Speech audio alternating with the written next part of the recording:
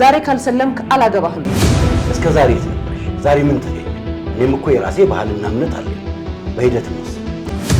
ይሄ ነው ውሳኔክ? ይሄ ከሆነ ውሳኔክ ድጋሚ አይኔን አታየውም። አሃ ዛሬ በፍቅርሽ እንደወደኩኝ ስላረጋገጥሽ ነው እንደዚህ የምትይ? ይሄ ድራማ አይደለም፣ በእምነት የተለያዩ ፍቅረኛሞች እውነተኛ ታሪክ እንጂ። በጣም ነው የሚገርመው። እነዚህ ፍቅረኛሞች መጀመሪያ ሲተያዩ ሰው ነበሩ። እየተግባቡ ሲመጡ የራሳቸው ቋንቋ፣ የራሳቸው ባህል፣ የራሳቸው እምነት እንዳላቸው ተገነዘቡ። ያን ጊዜ ከአንድነት ይልቅ ልዩነት መጣ እንበል። ሰሊና ምንድን ነው ይሄ ነገር? አንቺ ብትሆኚ ምንድን ነው የምታደርጊው? እስቲ ንገሪኝ። እኔ በመጀመሪያ ያው አሁን የተነሳውን ጥያቄ መጀመሪያ ማንሳት አስፈላጊ ነው ባይ ነኝ። ምክንያቱም የሃይማኖት ልዩነት እንዳለ መጀመሪያም ግልጽ ነው። ከዛ ግን ወደ ፍቅር ግንኙነቱ ሲገባ በምን ተማምነው ገቡ? አሁን መጨረሻ ላይ ጥያቄውን ከማንሳት ይልቅ መጀመሪያ ላይ ጥያቄውን ማንሳቱ አግባብ ነው ብዬ ነው የማስበው። በነገራችን ላይ አድማጭ ተመልካቾቻችን እኛ ቲክቶክ ላይ ያየነውን በትክክል ያየነውን ነገር ከምን አንፃር ነው እንደዚህ ያሉት? መጀመሪያ ይሄንን ጉዳይ አላጤኑትም ነበር ወይ? ዛሬ ላይ ይሄ ጥያቄ ለምን ቀረበ?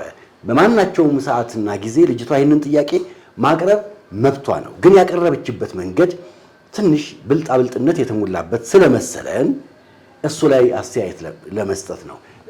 አሁን ይኸውልሽ ዛሬ ወስን፣ ዛሬ አሁን ነው። ገባሽ? ዛሬ አሁን። እስከ ዛሬ በመተሳሰብ በመፈቃቀር በመነጋገር እያሳለፉ ከነበረ ዛሬ አሁን የልጁን ጭንቀት በጣም ነው የምታየው። እንደው ልጁን ስታዩ ምንድን ነው የተሰማሽ? ያለበትን ጭንቀት ማለት መጀመሪያ ለምንድን ነው እኮ ዛሬ ይሄንን ሐሳብ ያመጣሽው? እንድንለያይ አስበሽ ነው ወይ? ማለት ቀጥታ እንለያይ ማለት ድብሮሽ ነው? ዛሬ ካልሰለምክ ብለሽ የምታስገድጅኝ አይነት ሐሳብ ነው ያነሳው። ምን ይመስለኛል መሰለክ፣ መጀመሪያ ፍቅርን አሁን ሰውነታቸውን ስሜታቸውን ተከተሉና ወደ ፍቅር አጋደሉ። ፍቅር ብቻ ይሁን በቃ ችግር የለም እኛ እንዋደድ እንጂ ችግር የለውም የሃይማኖት ልዩነታችን እኛ በጋራ በመሆን እንፈታዋለን ማለት እናሸንፈዋለን። ፍቅራችን የበላይ ነው፣ ከኛ ልዩነት በላይ የኛ ፍቅር አንድ ያደርገናል፣ አንድ ሆነን መኖር እንችላለን ብለው ወደዚህ ነገር ከገቡ በኋላ ያው አስተያየት ይመጣ የለ ከቤተሰብ ከጓደኛ እንዴት ልትሆኑ ነው ግን የሚሉ ሐሳቦች ሲመጡ ወይ ደግሞ ሴቷን ጫን ብለዋት ወደዚህኛው ሐሳብ መታለች ብዬ አስባለሁ። ለምን አሁን ለምሳሌ እኮ በልዩነት በአንድነት መኖር ይቻላል የሚሉ አንዳንድ ሰዎች አሉ። ለምሳሌ በልዩነት በአንድነት በጣም በሀገራችን እኮ ታዋቂ ሰዎች የሁለት እምነት ተከታይ ሆነው በሰላምና በፍቅር ተግባብተው መኖር ችለዋል። እነዚህም እኮ ሲነሱ በተለይ አሁን የቴዲ ዘፈን ምንድን ነበረ? መቼስ ዘፈን በጣም አንቺ አትስጪ። ሼህ መንደፍር አንድ ሁለት ስንኝ ትይልኛለሽ? ተዋዶ ያለበት እስላም ክርስቲያኑ ተዘነጋሽ እንደ ኢትዮጵያ መሆኑ አንቺም በሃይማኖትሽ እኔም በሃይማኖቴ አብረን እንኖራለን አይጠበንም ቤቴ ይላል ብለው ጀመሩ አይደል? እሺ ልክ እንደዛ ከጀመሩ በኋላ ዛሬ ምን ስለተገኘ ነው ብለን እንውሰደው። ግን እስቲ ቆይ አሁን ለምሳሌ ተጋቡ ብለን እናስብ። በነገራችን ላይ አንዲት በጣም ምግባባት ልጅ እናትና አባቷ ክርስቲያንና ሙስሊም ናቸው። አንድ ቀን እንደዚህ ቁጭ ብለን ስናወራ ወደፊት ምንድን ነው የምታገቢው ስላት አላውቅም አለችኝ። እናንተ ቤት በዓል እንዴት ነው የሚከበረው ስላት የገብርኤል በዓል እኛ ቤት ድምቅ ተደርጎ ይከበራል አለችኝ። እንደገና ደግሞ እስልምና ላይ የአረፋ በዓል የእናቴ ዘመዶች ምናምን በደንብ ስለሚመጡ ድምቅ ተደርጎ ይከበራል አለችኝ። ያንቺ ልብ ወዴትኛው ይሄዳል ስላት አላውቅም እና ወደፊት ምንድን ነው የምታገቢው ሙስሊም ነው ክርስቲያን ነው ይስጠይቃት የተሰጠኝን አለች። አሁን የተሰጠኝን አሁን ይሄንን ስንወስደው ገባሽ እሷ በእናቷም በአባቷም እምነት ወደ አንደኛው አላመዘነችም ማለት ነው። ይኸውልህ ችግር ተብሎ የሚመጣው በመጀመሪያ ደረጃ የተለያየ ሃይማኖት ያላቸው ሁለት ጥንዶች ሲጋቡ ትልቅና ዋነኛው ችግር ተብሎ የሚጠራው የልጆች አስተዳደግ ነው። ልጆች በምን አይነት እምነት ያድጋሉ? በየትኛው እምነት ወደ አባት ይሄዳሉ? ወደ እናት ይሄዳሉ? ወደ የትኛው? አሁን በርከት ያሉ ልጆች የሚወለዱበት ቤት ማለትም የተለያየ እምነት የተጋቡ ጥንዶች የሆኑና 3 4 5 ምናምን ልጆች ሲወለዱ ግማሹ ወደ አንደኛው ግማሹ ወደ አንደኛው ይሆንና የተለያየ አይነት አመለካከት ይዘው ያድጋሉ። አይ ሌላም እኮ በሌላ መልኩ ደግሞ ስትመለከችው እስልምናውንም ክርስትናውንም ጠንቅቆ የማወቅና በራሳቸው ጊዜ የመወሰን እድል ፋንታም አላቸው ብለው የሚያስቡ ሰዎች አሉ። ቤተሰብ መጀመሪያ የሚሰጠው ምንድነው? መጀመሪያ እምነት አይደለም የሚያወርሰው ለልጁ። መጀመሪያ እናትና አባት ካንተ ስትወለድ የሰጡህ እምነትህን ነው። ስምህን፣ ማንነትህን፣ ባህሪህን ከዛ በኋላ እየገነባህ የምትሄዳቸው ነገር ነው። ከቤተሰብ ማግኘት ያለባቸውን እምነት መጀመሪያ ላይ ምን ያደርጋሉ? ኮንፍሊክት ውስጥ ይገባሉ። እነዚህ ልጆች አብሮ ሲኖሩ ቤተሰብ የሚሰጥሽ እምነት ሁልጊዜ ልክ ነው ማለት አይደለም።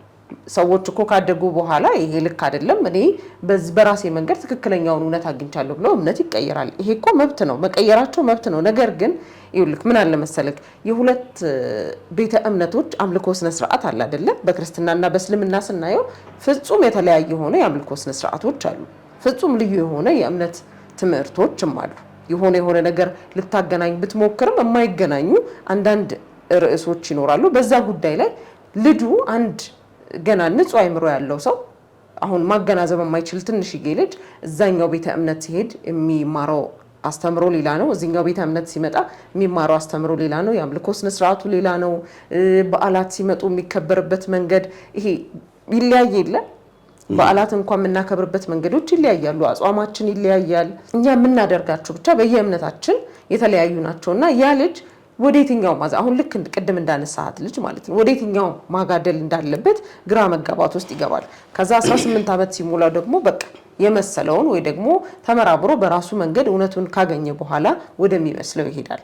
ወይም ደግሞ በቃ ባገባው ሰው ሴት ከሆነች ባገባችው ሰው እምነት፣ ወንድም ከሆነ በምታገባው ሴት እምነት ወደዛ በመጠጋት ወደዛኛው እምነት መከተል ይጀምራል። ነገር ግን ማለት ነው ለልጆቻቸው እነዛም ልጆች ወላጅ ይሆኑና ለልጆቻቸው ማውረስ ያለባቸውን የእምነት ሂደት ማለትም ያደጉበትን ቤተ እምነት ስርዓት ማስረዳት ይችላሉ። አሁን እነዚህ ሁለት ፍቅረኛሞች ሲገናኙ ከየትኛው ማህበረሰብ ነው የመጡት? መጀመሪያ እነሱ ሲገናኙ አሁን አንቺ የዘረዘርሻቸውን ጉዳዮች አያውቋቸውም ማለት አይደለም። ቅድም መግቢያ ላይ ያልኩት ምንድነው? ሰውነታቸው ቀደመ። ሲተያዩ ሰው መሆናቸው። አሁን ለምሳሌ አንዲት ሴት እኮ ከዚህ ሀገር ተነስታ አሜሪካ ስትሄድ አንድ አሜሪካዊ ታገባለች። አሜሪካዊው ባህሉ፣ ቋንቋው ምናምን በጣም የተለያየ ነው። እምነቱም የተለየ ሊሆን ይችላል። ስለዚህ መጀመሪያ ሰው የሚለውን ያየነው ያየሁት ያለሁት አሁን ከእምነት ባሻገር ነው። አሁን እኔ ለምሳሌ የኦርቶዶክስ እምነት ተከታይ ነኝ። እንደ አንድ ኦርቶዶክስ ሆኜ አይደለም እያወራው ያለሁት። ልጆቹ ከተነሱበት አንጻር ነው እያወራው ያለሁት። መጀመሪያ ልጆቹ እምነታቸውን አይደለም ያዩት፣ ሰውነታቸውን ነው። ከዛ የፍቅር ግንኙነት ጀመሩ። የፍቅር ግንኙነት ከጀመሩ በኋላ ወንዱ እንዳለው በጣም ነው የሚያሳዝነው። ዛሬ ለምን አንተ ግን ወንድ ስለሆንክ ለወንድ ታዝናለህ ሳይድ ትይዛለህ? ከወንዶች ጎን ነህ ሁልጊዜ። እኔ በጣም ደስ የሚለኝ በጾታ አስቤ አላውቅም።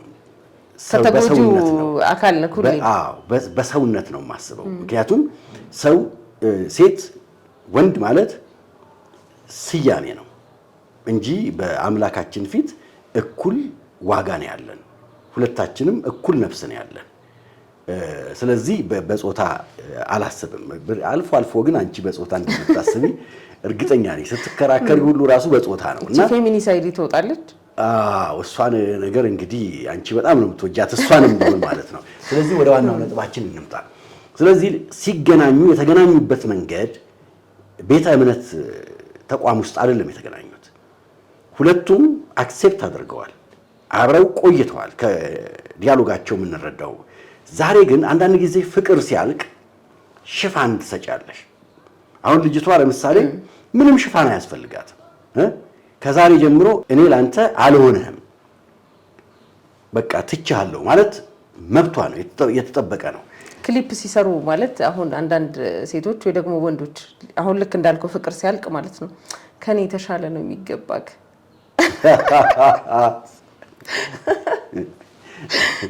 ራሷን አቆሽሻ ማለት ነው። አሁን እሷም እንደዛ ማለት ትችል ነበር፣ ከኔ የተሻለ ነው የሚገባክ ብላ በቃ አፋዊ ስንሆን ማለት ነው። ገባሽ? ስለዚህ እኛ እያወራን ያለነው ልጆቹ ከነበሩበት አንጻር ነው። ዛሬ ላይ ለምን ያለበለዚያ በሂደት እያየሁት ስመጣ በእኔና በአንተ መካከል ያለው የእምነት ልዩነት አብሮ ሊያኗኑረን እንደማይችል ቤተሰቦቼ፣ ወገኖቼ፣ ምናምኖቼ ተጽዕኖ አሳደሩብኝ። ይሄ ስለሆነ እምነትን እንድትቀይር እንድታስብበት ጊዜ ልስጥህ ከሆነ ልጁም በሂደት እንየው ብሏል እኮ ጊዜ ልትሰጠው ይገባ ነበር።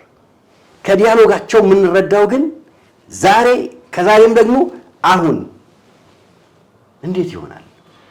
እንዴት አሰብሽው እንጂ ከባድ ነው።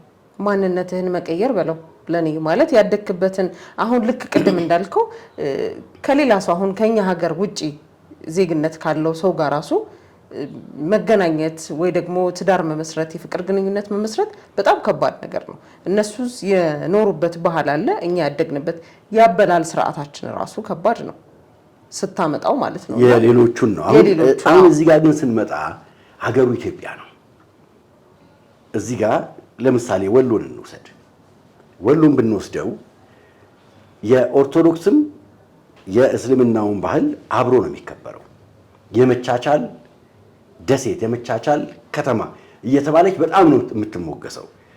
ስም ስጠሪ እኮ ራሱ አሁን ለምሳሌ አንድ የአባት ስም መኮንን ቃሲም የሚባል እኔ የማውቀው ዘመድ አለኝ። የአያት ስም ክርስቲያን፣ የቅድመ አያት ስም ሙስሊም ሊሆን ይችላል። ወላሂ ማርያምን ወዳታለሁ እንደሚሉት ማለት ነው። ስለዚህ እንደዛ ቻችለው መሄድ ይችሉ ነበር ወይ ነው ወይስ ልጅቷ ዛሬ ቆርጣ መሄድ ስለፈለገች ነው? እስቲ አንቺ ሴት አይደለሽ? ቆርጣ መሄድ ስለፈለገች ነው። ስለዚህ በዛ እንደምንም በዛ መያዝ ይቻላል እንጂ ወደ ራሷ ማድረግ ይሄ ሪሌሽንሺፑን ፈልገው ቢሆን ለማቻቻል በጣም ብዙ የሚደረጉ ነገሮች አሉ። አሁን ቅድም እንዳልከው ወደ ወሎ ስንሄድ በጣም በርካታ ሰዎች በዚህ የተለያየ እምነት ውስጥ ሆነው ተጋብተው የሚኖሩ ብዙ ሰዎች አሉ። እንደውም የአንዱን እምነት የአንዱን ባህል ለማወቅ እድል ፈጠረልን ነው የሚሉት። አብሮ ይሄ ልዩነታችን አብሮነታችንን አጠናከረው። በዓላችንን አብረን እናከብራለን። ጎረቤት ስትሆን አይደለም ተጋብተህ በጋብቻ ተሳስረህ አይደለም ጎረቤት እንኳን ስትሆን የአንዱን እምነት አብረህ ታከብራለህ። የሌላው በዓል ሲሆን አብረህ ታከብራለህ። ቡሄ ሲከበር ሙልሙል ሲጋገር ለክርስቲያን ልጆች ብቻ አትሰጥም እኮ አይደለም ታደርጋለህ። አሁን ኒሻን ይዛ የመጣችውን ሙልሙል አልበላሽም? በልቻለሁ። እሱን ለማንሳት ነው እኮ። እሺ ውድ አድማጭ ተመልካቾቻችን እናንተስ ምንድን ነው የምትሉት? በእርግጥም ጉዳዩ እጅግ በጣም ሴንሲቲቭ ነው። በእነዚህ ወጣት ሁለት ፍቅረኛሞች ቢነሳም እንኳን እናንተስ ምን ትላላችሁ? በሁለት እምነት ተቋም ውስጥ የሚኖሩ ወጣቶች በፍቅር ተጣምረው መኖር ይችላሉ ወይስ ልጅቷ እንዳነሳችው እስካሁን የነበረው ሂደት እዚህ ጋር እንቆርጠዋለን፣ አንተ ወደ እኔና እሷ ግን እኮ ወደ እሱ የመምጣት ምንም ሀሳብ የላትም። ኮምፕሮማይዝ ለማድረግ አልፈለገችም። አይ ፍቅር አፈር ከድሜ በላን በለው እንዴ። ፕሮግራማችን ይሄንን ይመስላል። ሀሳብ አስተያየቶቻችሁን ኮሜንት ላይ ያስቀምጡልን። እናንተ ብትሆኑ ምን ታደርጋላችሁ? ትክክለኛውን መልስ ኮሜንት ላይ ያጋሩን። ላይክ፣ ሼር፣ ሰብስክራይብ እያደረጋችሁ አብሮነታችሁን አሳዩን። ሰኞ ደግሞ በሌላ ፕሮግራም ተመልሰን እንገናኛለን። መልካም ጊዜ